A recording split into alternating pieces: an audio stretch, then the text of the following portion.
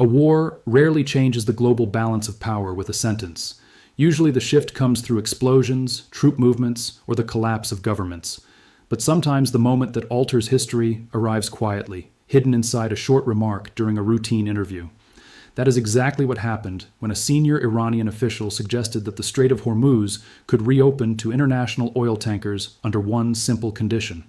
The cargo moving through that narrow corridor, he said, should be paid for in Chinese yuan rather than United States dollars. At first glance, the statement sounded technical. In reality, it pointed directly at the financial foundation of modern geopolitics.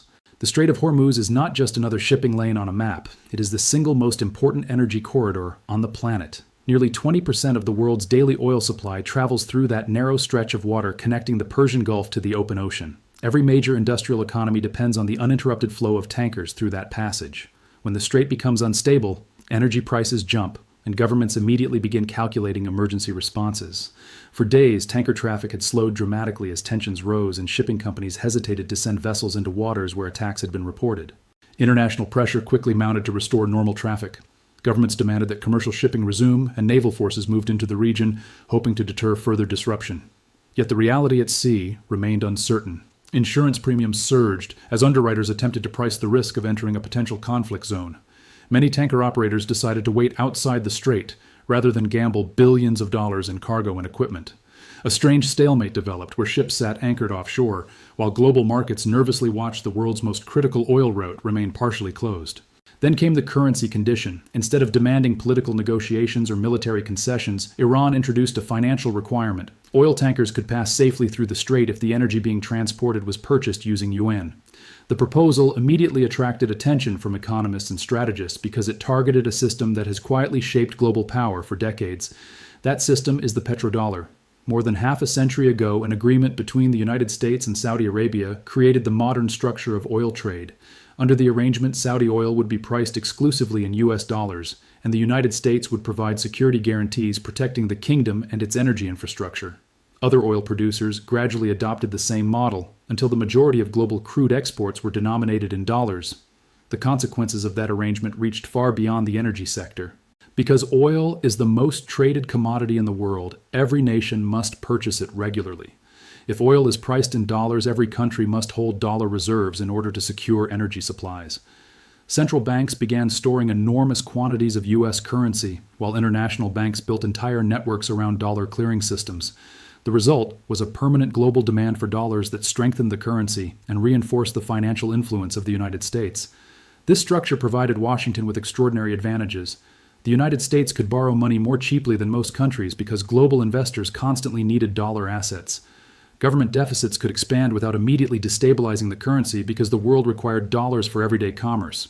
Economic sanctions also became powerful because cutting a nation off from dollar transactions effectively excluded it from major portions of international trade. For decades, the petrodollar system appeared almost unshakable. Oil producers benefited from stable pricing and secure financial networks, while consumers accepted the arrangement as the cost of participating in global markets. No credible alternative seemed capable of replacing the dollar's central role. Even countries that occasionally criticized American financial dominance continued using the same currency because the infrastructure supporting it was so deeply embedded. Iran's proposal attempts to challenge that system in a remarkably simple way.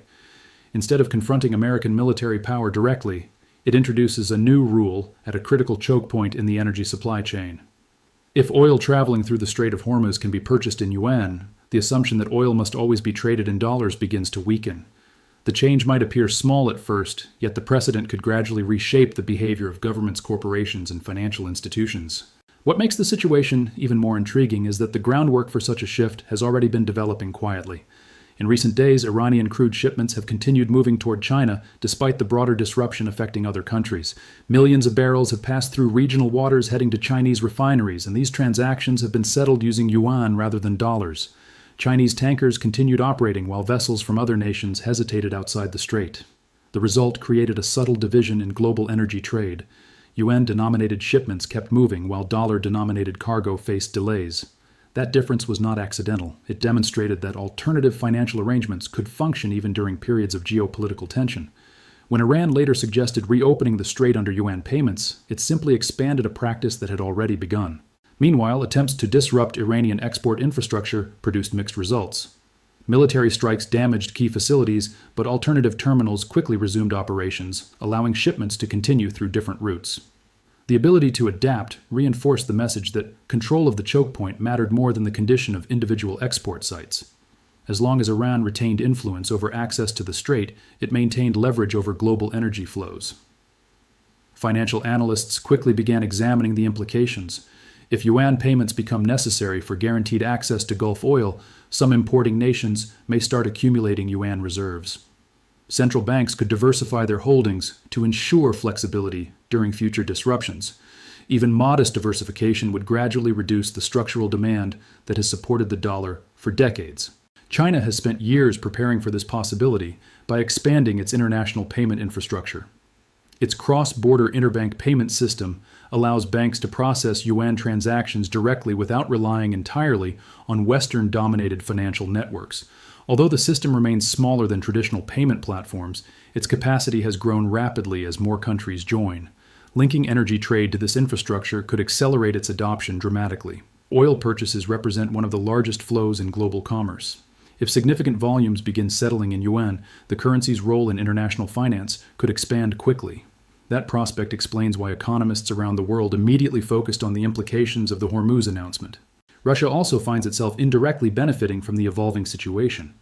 As Gulf supplies face uncertainty, some governments have reconsidered restrictions on Russian energy exports. The urgent need to stabilize markets has forced policymakers to weigh economic realities against previous sanction strategies. In effect, the disruption in one region has begun reshaping the entire structure of global energy supply. Meanwhile, Iran continues exporting oil to China at discounted prices, generating revenue despite sanctions and military pressure. Although production volumes remain lower than earlier levels, shipments still provide billions in income. This revenue stream allows Tehran to maintain economic stability while leveraging its geographic position in negotiations over the strait. Each of these developments illustrates how geopolitical conflict can produce unexpected financial consequences. Battles may occur in the air and at sea, but the deeper transformation often happens in currency systems, trade routes, and economic alliances. The longer the Hormuz corridor remains associated with yuan settlements, the more familiar that arrangement becomes to global markets. For more than half a century, the petrodollar system has operated as one of the hidden engines of American influence. Now, a combination of strategic geography, alternative payment networks, and geopolitical tension has introduced the first serious challenge to that system in decades. Whether the shift becomes permanent remains uncertain, but the mere possibility signals that the financial order governing global energy trade may be entering a new phase. While news coverage focuses on military developments and diplomatic statements, the deeper transformation taking place involves the mechanics of global finance. Currency dominance rarely changes through dramatic announcements. Instead, it evolves gradually as traders, corporations, and governments adjust their behavior in response to incentives. When a new system begins offering practical advantages, the market slowly tests that alternative until confidence grows and habits shift. For decades, the dollar maintained its central role in energy markets because it offered reliability and scale. Oil contracts were written in dollars, shipping insurance was calculated in dollars, and international banks processed payments through networks designed around dollar clearing. The system functioned smoothly because everyone participating in it trusted that others would continue using the same currency. When such a structure becomes deeply embedded, it creates enormous inertia. Even countries unhappy with American financial influence continued using dollars because abandoning the system would require rebuilding global payment infrastructure. The cost of changing appeared greater than the benefit. That calculation kept the petrodollar system stable for generations. The current situation introduces a new variable into that equation. If yuan payments guarantee safer or faster access to oil shipments, some buyers may decide that holding yuan reserves provides an additional layer of security. Governments responsible for energy supply cannot risk prolonged shortages because fuel disruptions can trigger economic crises. Even a small advantage in reliability can influence purchasing decisions. Shipping companies and insurers often detect these changes before policymakers do. Their calculations focus purely on cost and risk. If tankers carrying yuan-denominated cargo experience fewer delays or lower threat levels, insurance premiums will reflect that difference. Lower premiums attract more shipping companies, which reinforces the pattern and gradually strengthens the alternative payment route. Central banks then respond to evolving trade flows. Reserve managers monitor the currencies used for national imports and adjust their holdings accordingly. If energy purchases begin occurring in yuan, central banks may gradually increase yuan reserves alongside dollars, euros, and other assets. This diversification reduces vulnerability to disruptions in any single financial system. Such adjustments might appear small when viewed individually, yet their cumulative effect can reshape global finance. Currency markets respond to supply and demand just like any other market. If multiple countries begin holding more yuan, the currency's international presence expands. Financial institutions adapt by creating more yuan-denominated investment products, clearing services, and credit facilities. For the United States, the implications reach beyond currency markets. The ability to finance government spending at relatively low interest rates has long been supported by the constant demand for dollar assets. If energy trade gradually diversifies into other currencies, the demand could weaken slightly over time. Borrowing costs might rise, forcing policymakers to reconsider fiscal priorities. This financial dimension intersects directly with geopolitical strategy. Maintaining global alliances, military deployments, and security commitments requires enormous economic resources. The monetary advantages provided by dollar dominance have historically made those commitments easier to sustain. Any erosion of that advantage would influence how resources are allocated across defense diplomacy and domestic spending. China's approach to the situation remains cautious and methodical. Beijing rarely promotes the yuan as a replacement for the dollar in explicit terms. Instead, officials emphasize diversification and stability while quietly expanding the infrastructure required for international yuan transactions. Payment networks have grown steadily, connecting banks across Asia, Africa, and the Middle East. Trade agreements and financial partnerships have also encouraged partners to experiment with yuan settlements. These initiatives gradually increase the currency's global footprint without forcing abrupt changes that might trigger financial instability. The strategy reflects a long-term view, in which influence grows through economic integration rather than sudden confrontation. If major energy shipments begin settling in yuan, the process could accelerate naturally. Oil represents one of the most consistent and valuable flows in the global economy. Linking that trade to yuan payments would instantly increase the currency's circulation across multiple regions. Traders, refiners, and banks would all need to manage yuan liquidity in order to participate. Regional alliances may amplify this trend. Several emerging economies have already explored conducting trade using local currencies rather than relying exclusively on the dollar. Energy transactions denominated in yuan could strengthen these initiatives by demonstrating that large commodity markets can operate successfully under alternative financial arrangements. Still, the transition would likely unfold slowly rather than through an abrupt collapse of the existing system. Most countries prefer diversified strategies, maintaining reserves in multiple currencies to hedge against uncertainty. The dollar would remain an essential component of global finance, even if other currencies gained greater roles. Historical precedent suggests that reserve currency transitions occur over long periods. The British pound dominated international trade for decades before gradually stooping that position to the US dollar during the 20th century. That shift reflected broader changes in economic production, geopolitical influence, and financial infrastructure rather than a single event. The current moment may represent the beginning of a similar evolution rather than an immediate revolution. The combination of geopolitical tension, technological changes in payment systems, and strategic control of key trade routes has introduced new possibilities into the global financial landscape. Iran's leverage comes from geography rather than economic size. The Strait of Hormuz remains one of the few places where control of a physical corridor directly influences the movement of a major global resource. By linking access to that corridor with currency choice, Tehran has transformed a regional conflict into a debate about the architecture of international finance. Every tanker passing through the strait under yuan settlement becomes a practical demonstration that the alternative system functions.